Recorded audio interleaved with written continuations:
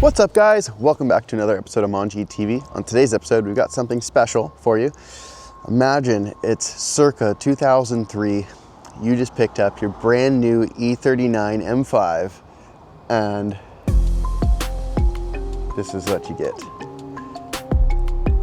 This car has been cherished and maintained very well. Disregard the black hood and the black roof. The previous owner, for whatever reason, opted to just paint them black due to the car kind of having some paint corrosion and clear coat issues. So instead of letting the hood and roof rot, he just had it painted black. Previous owner to this car was an engineer, and the guy took great care of the car. He's got an amazing portfolio on the car, which we'll be listing of all the mods he's done, all of the repairs, service, and upgrades. So we'll be linking that so you guys can check it out. It's quite detailed, it's quite thorough. This car is also actually going to be for sale. So if anybody's looking for an E39 M5, this thing only has 150K. It's lowered. It's got a bunch of nice Euro touches like the Euro dash and whatnot. It's got the big Brembo big brake upgrade.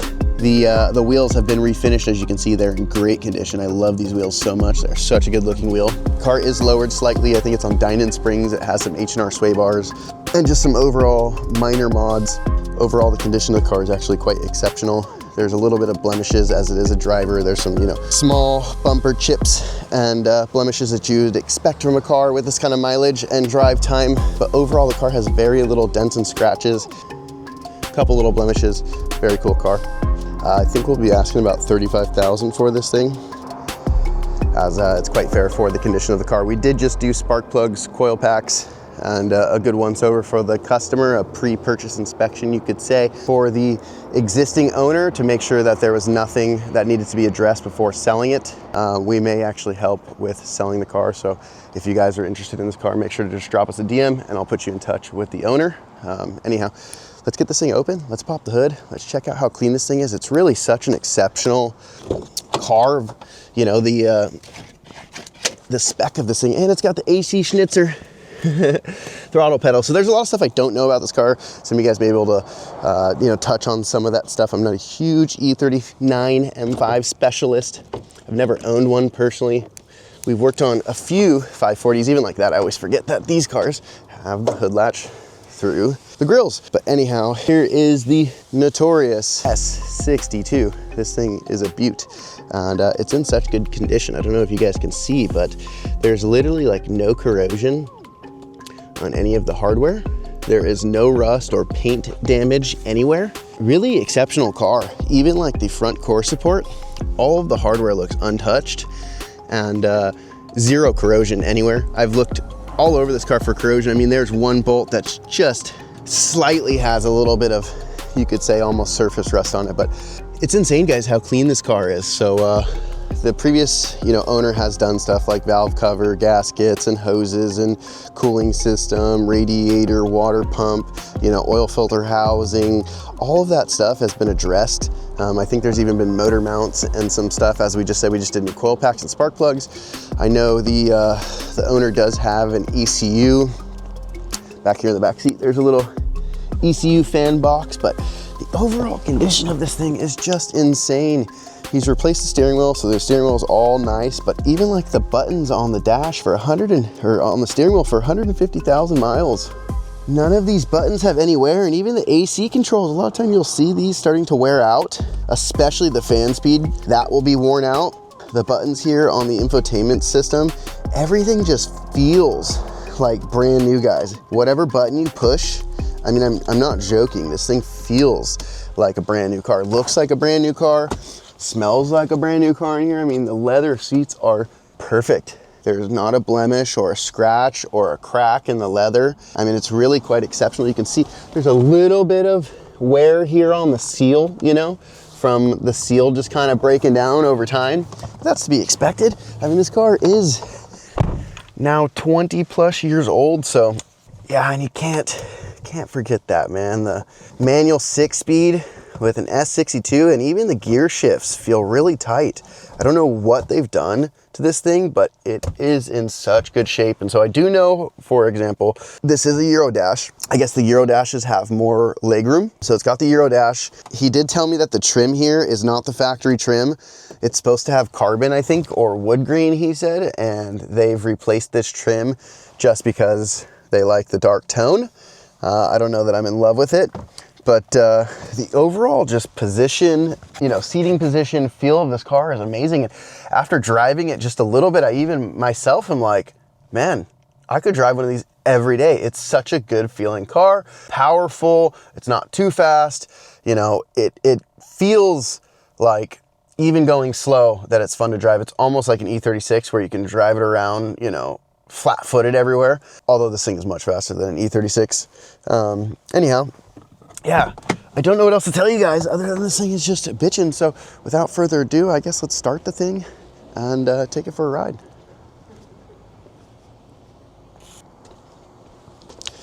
Alrighty, cold start here on the S62. Now this thing hasn't had timing chains, and that's one thing we were talking about doing. I would love to do some timing change to this thing just to make sure that we prolong its life. But yeah, I mean, no lights on the dash. I'm not sure if this is the factory dash or not, but it's a pretty cool looking dash, especially with the shift lights and everything. And honestly guys, so cool to play with this old BMW system because we just never see these. But yeah, we're gonna let this thing warm up. The owner is very particular about letting it warm up, so we will make sure to get the coolant temperature in, you know, at least at the first bar before we drive it. We'll take it for a nice little drive. What a bitchin' car. That is really heavy though. I cannot open that. I don't know if it's supposed to be like that, or if it just hasn't been opened in a long time, or if it's supposed to open automatically with the sunroof, but that was kind of weird. Sunroof works, bitchin' though. I don't know if you guys can hear that, but sounds pretty cool. I think he did say he has a Dyna exhaust or something done to it. I'm gonna have to ask him more. It's all in the link, guys. I will be linking the bio of this car below, so be sure, if you're interested in it, reach out. Like I said, I wish I could buy it. It's such a good condition car. If it was my car, the only thing I would do is probably paint the hood and the roof to match the rest of the car. I would have the whole car paint corrected because there is just a little bit of scratches that could be removed, and this thing could literally look almost like a show car, except for the fact that it's a driver. It's got 155,000 miles, and the front bumper and stuff has chips. I mean, it's not a collector's item, you know, it's a driver, but it's a very, very, very good condition driver, something that somebody could own and cherish for a long time. But that's enough about the car. Let's just review the thing. I know that's what you guys want to see, so I'm gonna shut this hood and we'll get going. One last look at this thing purring beautifully. You can hear it. There's like not a sound coming from this thing. Sounds just as it should. Really just thoroughly impressed with the condition of this car, guys. So, like I said, we're gonna let it warm up a little bit more. I'm gonna lock the doggo up and we'll take this thing down the street and see how it does. God, guys, this is such a timeless looking car. Arguably better than the E60 M5. I think from a engine performance, sound, you know, feeling, the V10 is quite amazing. What I would say feels more like a BMW. This car, we're in the car now, guys, driving. I'm just cruising. It's still a little cold, so we're just gonna cruise it down the street and get some heat in her. But it's such a smooth car, so smooth. And there's something about this thing that just feels solid that I feel like the E60 M5 was missing. And when I say solid, I mean like truck solid. This thing feels like a truck. Like when you grab the wheel or you hit a bump, you feel the weight of the car. You can feel the rigidity in the chassis, the suspension. Not that the E60 didn't have this, but there was a more lightweight kind of chintzy feeling to the E60 M5, and I don't mean that in a bad way. The E60 M5 felt amazing, especially from like a handling, you know, braking standpoint. The car really felt nimble for the size, where I think this car shows its weight and size a little bit more, but I kind of like that. I like that it feels like a sedan. It feels like a bigger car. It feels like something you could drive every day, but you know that it's a monster underneath. And it really just cruising it right now down the street. I mean, you wouldn't know that you're in an M5. There's nothing on the inside of this thing that screams, other than the big M badge on the shifter, that screams race car.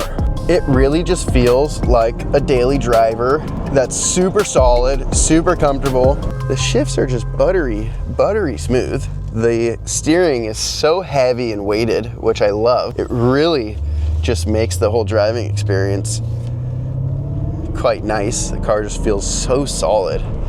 Like I said, we're still warming it up, so we're cruising here. But the punchiness of the V8, it just accelerates with ease. There is no real punch. It just continuously pulls smoothly, which is so nice. The suspension on this car, for being as old as it is, really rides quite well. I don't know if the struts have been replaced or not, but just hitting bumps like that, the car doesn't feel soft. It doesn't feel like it's blowing through the travel, which was my biggest surprise when I jumped in this thing. It's just how solid and tight the suspension feels. And I don't know if that has to do with the lowering springs. I don't know if they've, like I said, changed the struts. I'm sure the sway bars are playing a factor with something like this, where one wheel, kind of the front left, hits first and then the front right, to where the car should want to kind of kick to the right essentially. It holds flat. The car stays so flat and just really soaks up these bumps nicely. I'm just so impressed with this car, and realistically, like, such a sleeper. If you saw this thing passing you on the road, I mean, those that know would know it's an M5, but between this and a 540, it almost looks identical.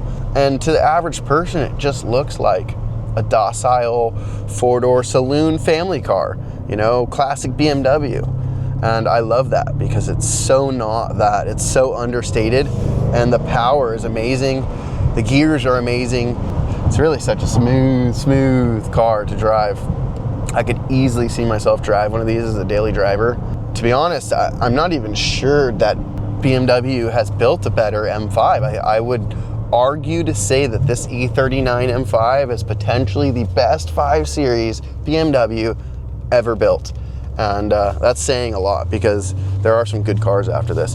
The E60 M5, as we've already talked about, arguably the best M5. I would say the only other M5 that could really give this M5 a run for its money. The F10 M5 was really a failure. Decent looking car, so problematic. The F90 M5, really an amazing looking car, slightly better from a mechanical standpoint, but still a problematic car. We've had plenty of customers with issues, blown motors, oil pump issues, just doing mild stuff like a downpipe and a tune.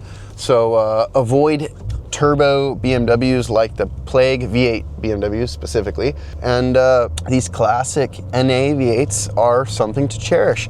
The S65 from the E92 M3, the S62 from this E60 M5, and the S85 V10, these NA high revving M motors, you know, non-inline 6 motors, are definitely something to cherish, and really the pinnacle of BMW in my opinion. I love this car. It's really my first, I think this is the first E39 M5 I've really just been able to spend some time with and drive. I've had this car over the weekend, and we did some driving and stuff over the weekend, and just kind of enjoying the car.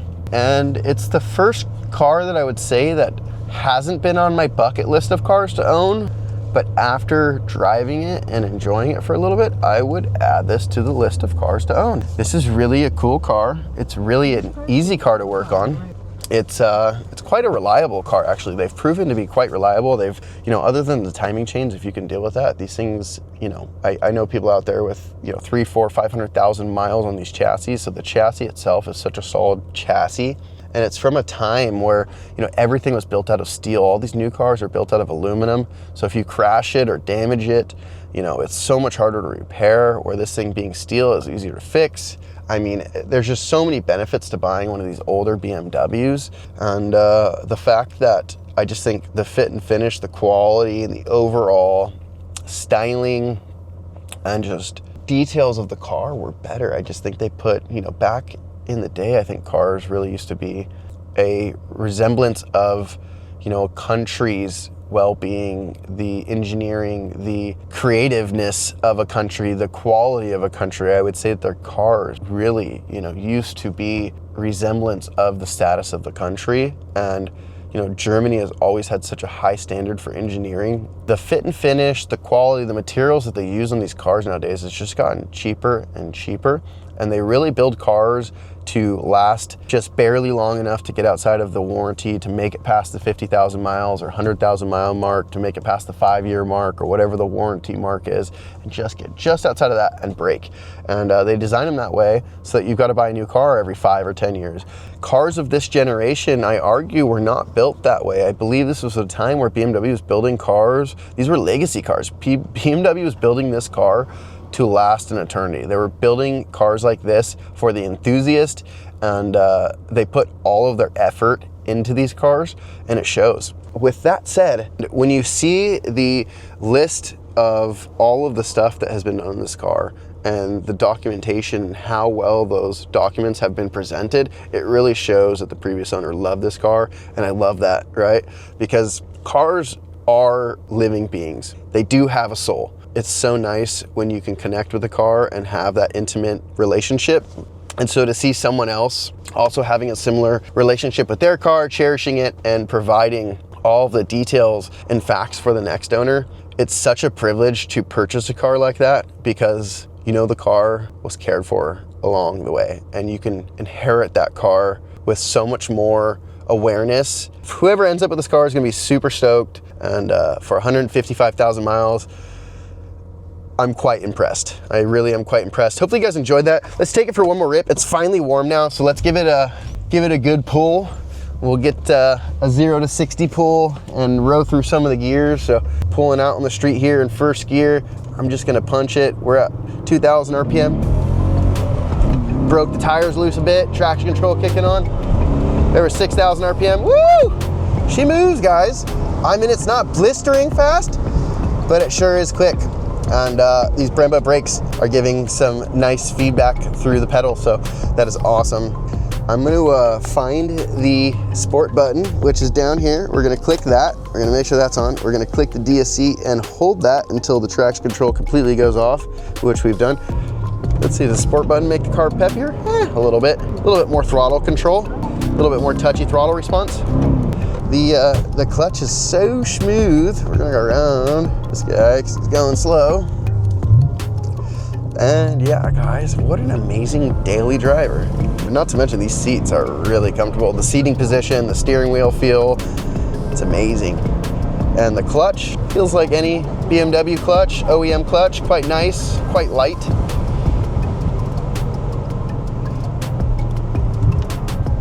I do like just the overall feel of this car though, guys. When I'm looking over my shoulder, I'm looking through the mirrors, there's not many blind spots. I mean, it's so smooth, it's so weighted, the steering feel, which is crazy.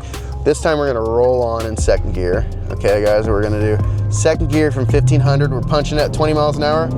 Because I got the camera, I don't wanna have to shift. Woo! All right, that was pretty good. That was 0 to 60. We'll do a launch from a stop up here and see how she does. But overall, man, what a bitchin' car. It's eating these bumps like it's nothing. Cruising at freeway speeds, it feels so smooth, so stable. And the sound is also amazing. What a freaking cool car. And like I said, guys, these are rare. I mean, in today's time, I've been working on BMWs primarily for the last, decade. And I've probably had not even a half a dozen of these things come into the shop. So that says a lot, and I've had tons of every other car. So smooth, guys. Fourth gear, fifth gear. We'll get into overdrive, cruising, 60 miles an hour, 2,000 RPM. I mean, what a cruiser, and it's so smooth. Push the clutch in and just give it one quick stabs. It's a little slow to fall, but it picks up pretty quick for a V8. And I'm sure part of that's due to a big old flywheel to make this thing smooth and torquey.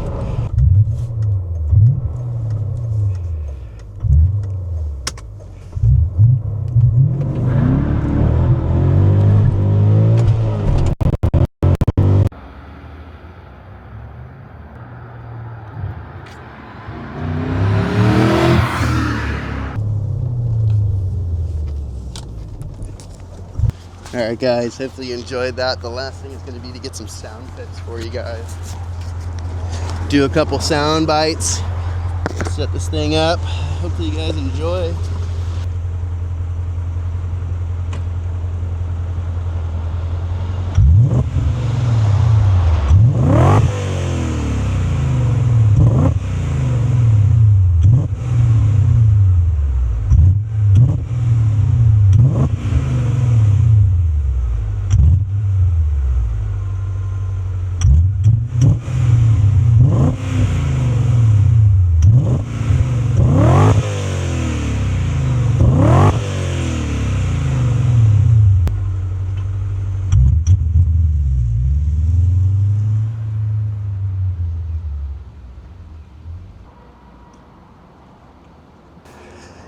Tell us what you think of the car. How'd we do on a review? What did we miss? What do you want to hear more of?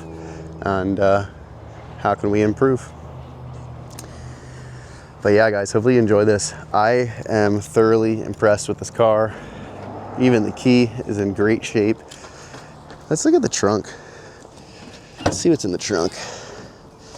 And this thing also has the WeatherTech mats all around it, front and back. You can see here he's got the spare mats, which are in great condition. So just so you guys know, we've got the 6 CD changer back here in the back.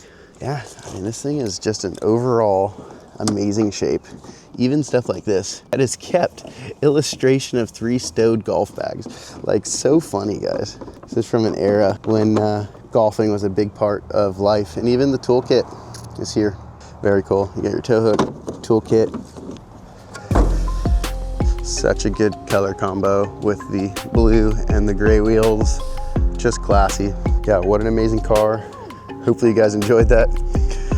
Make sure to like, comment, subscribe, tell us what you liked, what you didn't like, what we can do better next time. And should we do more content with E39 M5s? Should we buy an E39 M5? And stay tuned, a bunch more coming on the E36. So without further ado, that's a wrap.